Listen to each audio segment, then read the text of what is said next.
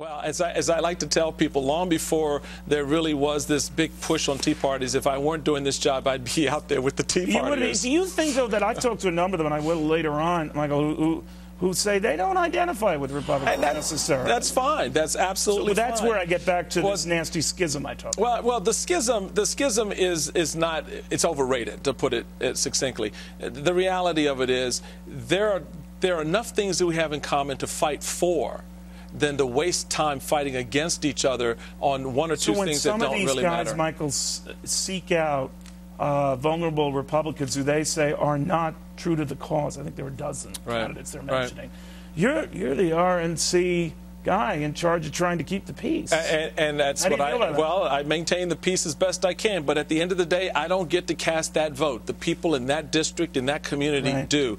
And if that incumbent has done his or her job and has stayed true to principles on votes that touch on health care and the economy and national security, things that really matter to folks right now, they shouldn't have anything to worry about. Well, it's more than just these local elections, right? I mean, this year will be as much an agenda on President Obama, right?